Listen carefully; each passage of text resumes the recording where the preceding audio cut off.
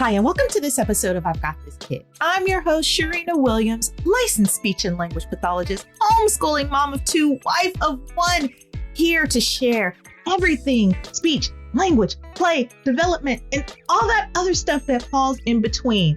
So, world changers, I've got a few announcements today, and I rarely have announcements these days, but things are moving, and so I want to bring stuff to y'all first.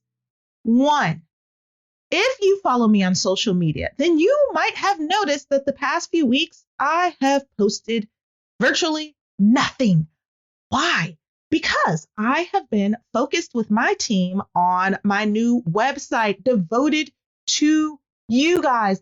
So when you guys are done listening to this episode, go ahead and check out my new website, www.I'veGotThisKid.com.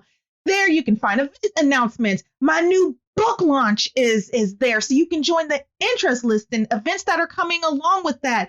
It's called Watch Me Connecting to Your Child Through Play. And this is just a powerful book that is going to get you world changers doing some fun hands-on stuff and the why behind it. And you know me, I like taking the complex and making it simple. And that's what this book does. So as soon as you put it down, you will have real things to go do with your sugar. And I just love challenging you world changers to try new. And that's what this book is all about. I love it. I love it. I love it. I've been working on it for some time and it's near and dear to my heart. But you can also join the interest list at www.I'veGotThisKid.com.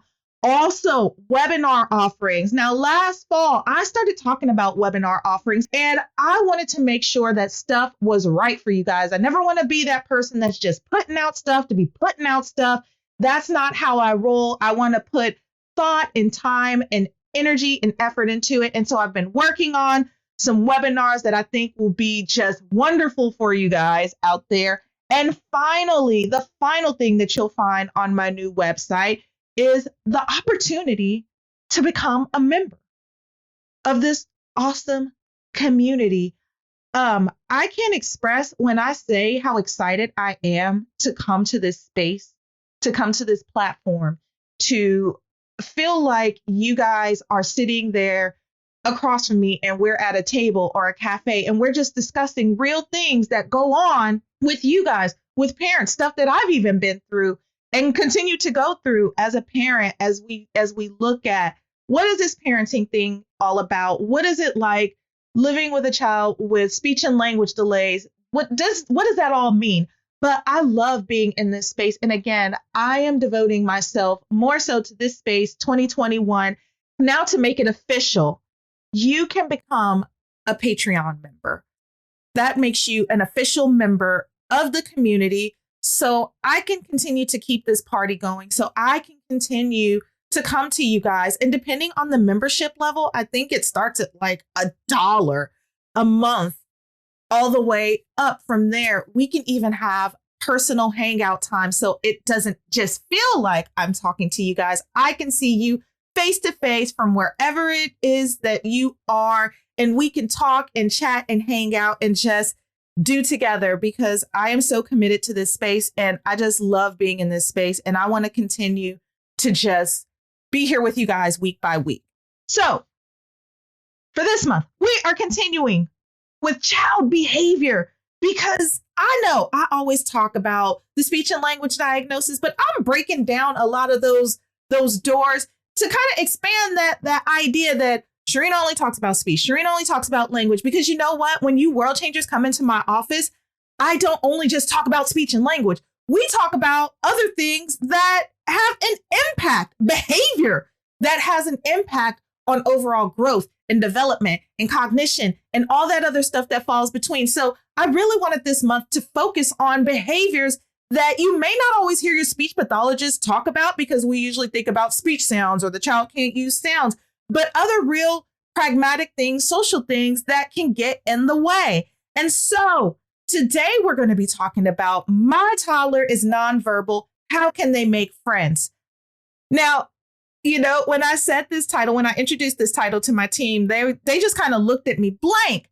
But world changers, I want you guys to know that I'm not just a clinician by trade. I also, in my own family, have kiddos who have speech and language, developmental delays, different kinds of things going on. In fact, my niece, my favorite niece, she has Down syndrome, and we kind of grew up together. I'm not that much older than she is. And watching her thrive, watching her grow, talking about her over the years, especially once I went to grad school for speech, just talking about her and understanding her in a much different way. Like, she was always who she was, and she's always had just this amazing personality.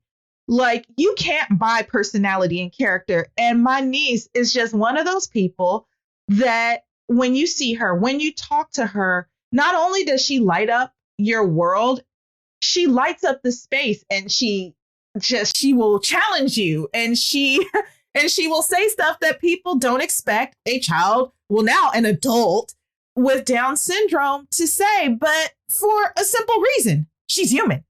And with every human, there comes character.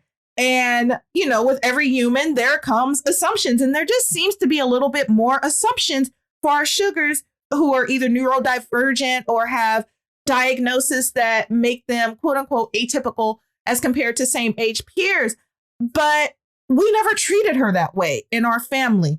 We treated her like herself. And my sister always did an amazing job to make sure that she had and has the best quality of life based on where she's functioning.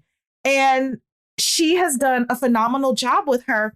But I say all that to say it's gotten me thinking more and more about our sugars who are nonverbal. Now, in my case, my niece is completely verbal, conversational, can have a whole conversation with you with just about everything that's, within her wheelhouse. But for our sugars out there who haven't quite gotten language, who haven't quite gotten the words together, I want you world changers to bear this in mind, in the front of your mind, right? That no matter who we are, we come to this world with some kind of personality, some kind of character, some kind of desire and drive to be with other humans, to have a connection with other humans. Nothing exempts this population and our nonverbal sugars from wanting to have those same connections. Now, it might not look traditional, but I feel like we can do the things that we can do to set up opportunity to make sure that nonverbal sugars or sugars with limited verbal communication can have meaningful relationships. And so if you're asking yourself, like, well, can a nonverbal sugar make friends? The short answer is yes. And that's what we're going to talk about today. It's about how we create opportunity, how we respond, and how we allow others to respond to our sugars. If we can handle those three things, then guess what, world changers? Any sugar, verbal or nonverbal, can make friends. So let's get into it. First things first, what in the world do you need to make friends? Well, this is what we all need, whether we have words or not. We need attention. We need the ability to attend, to focus on the same thing at the same time as someone else. That's joint attention, right? We're looking at the same thing. We're focused on this toy. We're focused on this ball. We're focused on whatever it is that we're focused on.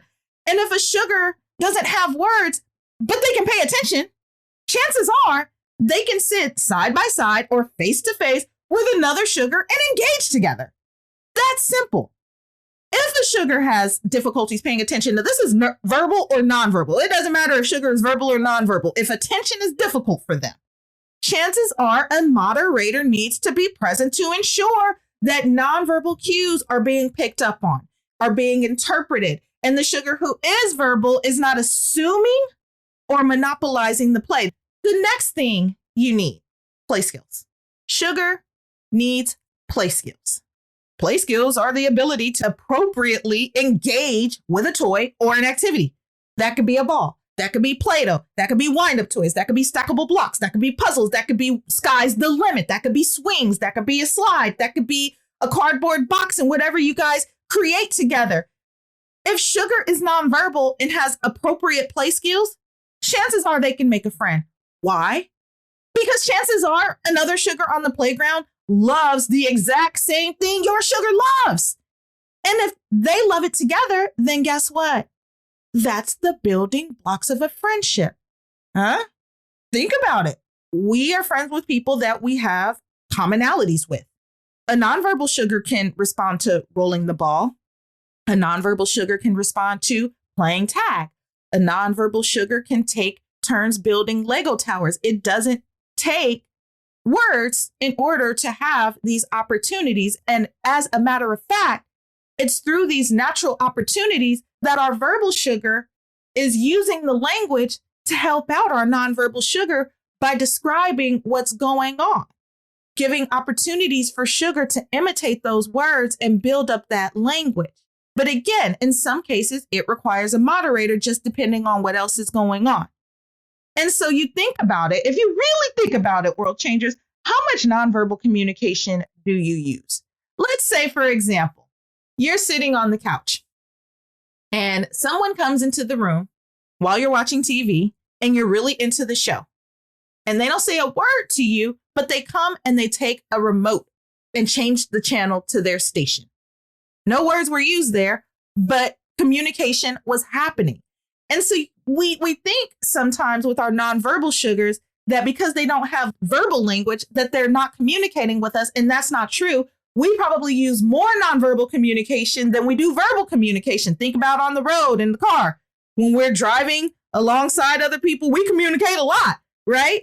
And so it's the same thing. It's all about how we think about it, which goes back into how we respond and how we allow others to respond. If we make the assumption that a nonverbal sugar doesn't have a desire to communicate, doesn't have the desire to have those exchanges, then we honestly miss out on a very powerful personality because they have to work all the more harder to get their thoughts and ideas across. Next thing, willingness to take turns. If sugar is nonverbal and has good attention and good play skills, guess what? All they need next is the willingness to turn take. And turn taking is one of those things that is universal. I don't know any toddler that loves turn taking. I just don't. I don't know any toddler who's super excited about sharing and it's developmentally appropriate. I want you world changers to be mindful that when we're thinking about nonverbal toddlers, if they're not willing to share, are we putting unrealistic expectations on them not wanting to share versus children who are verbal who don't want to share as well? So I think it's just a developmental thing, and we should just come into the situation knowing that no little sugar is excited about sharing, and they are probably going to need a moderator to make sure that a few things happen. One, power struggles.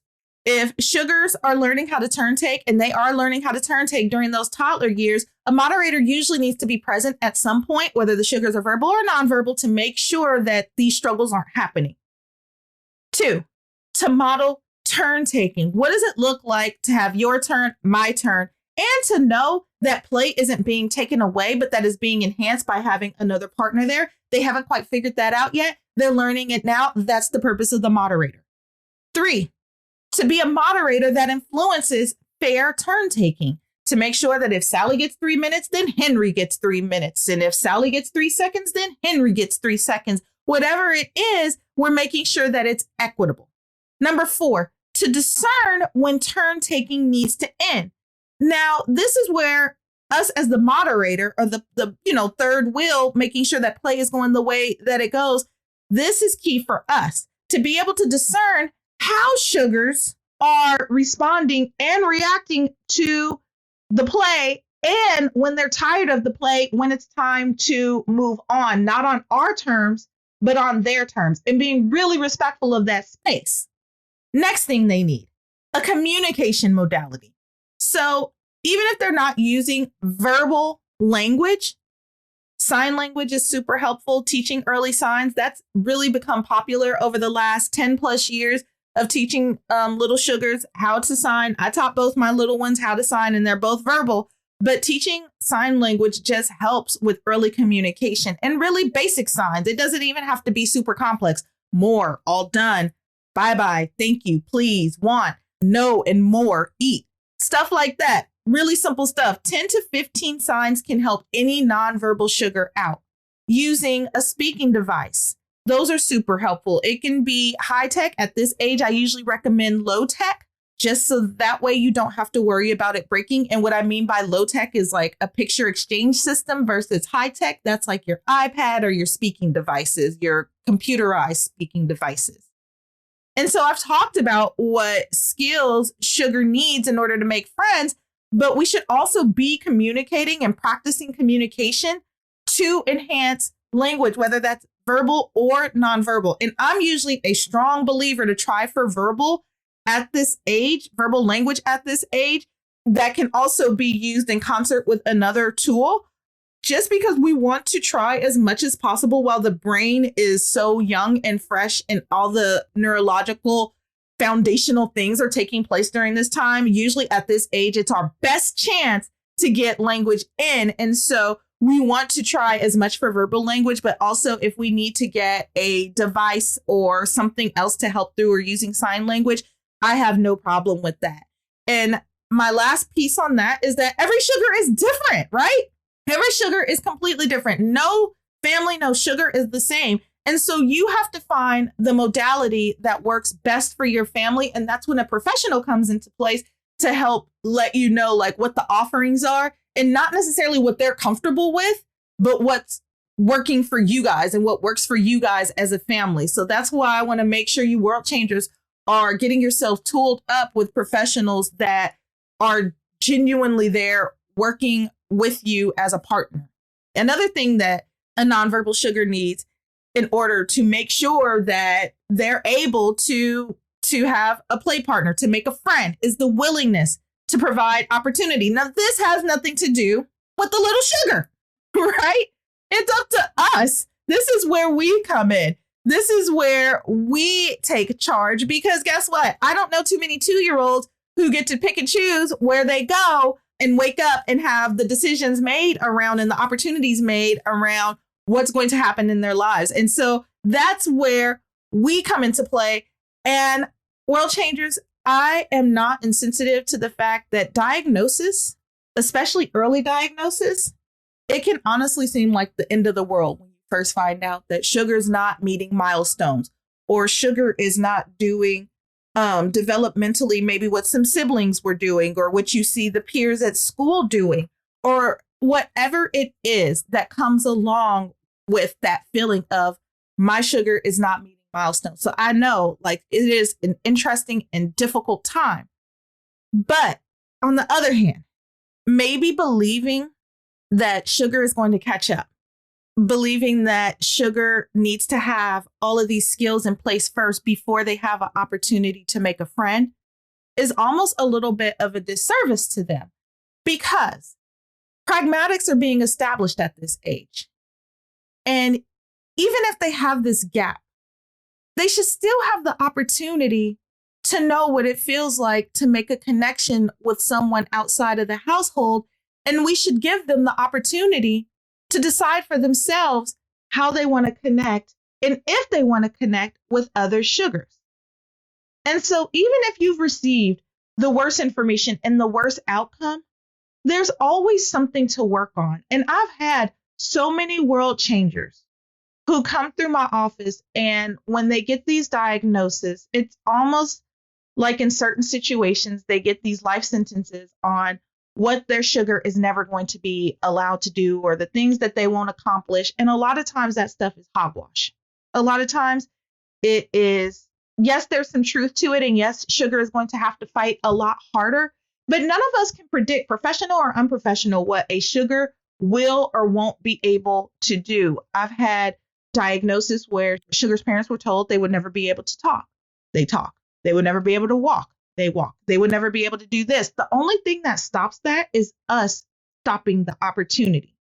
And so to me, the same thing holds true when making sure that we're giving them opportunity to make connections with other little sugars out there. And so this is when it becomes crucial to partner with other providers, to partner with people who are on the same page with you. Because if you guys are on two different pages and you're not getting the opportunities or the access that you need, then chances are then we're missing progress, and we're missing pushing to purpose, and we're missing being able to make the most out of these opportunities. And so if nothing else, world changer, I say try. Try to figure out what works for your sugar, refine, and just continue to just go on. And I want you guys to ask yourselves during this process, is your sugar's educator or school setting or wherever setting up opportunities for sugar to meet people that you have something in common with? And that's also assuming that the things that I listed above, attention, play skills, turn taking, that those things are already pre-established, because you do need those things in order to have some kind of relationship or some kind of interaction. Everybody needs those things in order to have some kind of interaction. But we want to make sure that sugar is getting opportunities to meet up and hang out with people that they have stuff in common with. Then ask yourself, am I personally creating opportunities to learn my sugar's personality beyond the mood areas to learn what would be a good fit friend for them? I mean, we got to start somewhere. And so learning your sugar's personality is not only beneficial to you, but also beneficial to your sugar. And I'm telling you, world changers, that I think for me, if I did not have my older sister as a model showing me without telling me to treat my niece as a human when I was super young, then that would have been something that I think I would have missed out on. And I don't think we would have known her personality to the extent that we learned her personality over the years, because she was straight up treated like all the other kids. And there was no difference in that. And I think it made all the difference in her world. And finally, am I assuming that because they can't talk, they can't connect? Well, we know that that's not true. Because think about babies. They come on the scene and they're not talking. They're making some sounds. And we're certainly taking the time and making effort to communicate with them, to understand them. And just because they become a little bit older and they're not meeting those expressive language milestones, doesn't mean, again, that they're not communicating and that they can't make connections with the world around them. So don't make those assumptions. So we should be super proactive to learn who they are, to help navigate them, because you would be shocked and surprised what the outcomes are. And I think you will be honestly pleased to really know that your sugar does have a chance at making connections with real people, having real friends, and doing real things and integrating into society just like everybody else. So you might be wondering at this point, where can you go to find these people? Where are these people? Help me out. I would start with the classroom. I would start if you're, depending on what region you're in, and if your world is opened up, play groups, parks. Parks are slowly opening back up. I'm seeing more and more people socially distancing and socially gathering at parks, but on their own little circle from their own households. So meeting up at parks, meeting different people. I was at the bookstore the other day and I met a lady and we socially distanced and had a good 20-minute conversation about our kids and homeschooling and all of that other good stuff. Never met her a day in my life before that. But the world is slowly starting to open back up, and the same opportunities can be provided for your sugar. World changers, this one is, I know, one of these subjects, when you look at the title, you think about the content, you're like, it's almost impossible. But let me tell you, world changers, something. Nothing is impossible if we reframe our mind, we create opportunity, and we honestly give the chance. We don't know until we try. And so I want you guys to make the most of this time with your sugar, as well as providing the best opportunity for them to make friends, to have a connection. We all need one another. I don't care what this world tries to tell you, and YOLO and solo and all that bobo stuff, but people need people in some way, shape, form, or fashion, and not just to dispose of people, but to have a real connection with other people in this world around them. So don't give up, y'all. Keep trying. And as much as I enjoyed sharing this information, I enjoyed connecting with you all. And I'm hoping that hope was inspired for some of you guys out there who didn't even think that it would be possible for your nonverbal sugar to make friends. It's possible. I'm telling you that they can. I'm telling you, I'm a true believer that they can. And hey, help them out. Help them through this. Make sure to tune in to next week's episode, where we're going to finish up the child behavior series. We're going to be discussing my toddler won't sleep. Please give me some tips to help. Oh my gosh, a toddler who's not getting the sleep that they need. Oh, I can't wait to dive into that one because, woo, that will rock the whole household. This is an episode you surely don't want to miss. Also, check out past episodes. Join our community where you can like, subscribe, share, and most importantly, ask questions. And don't forget, go check out the new website, www.IveGotThisKid.com. I can't wait to join up and meet up with you guys there, y'all. Remember, world changers, there's no such thing as a silly question, rather an unanswered question. So keep sending yours in to questions@IveGotThisKid.com. We would love to hear from you. Until the next time, world changers, take care.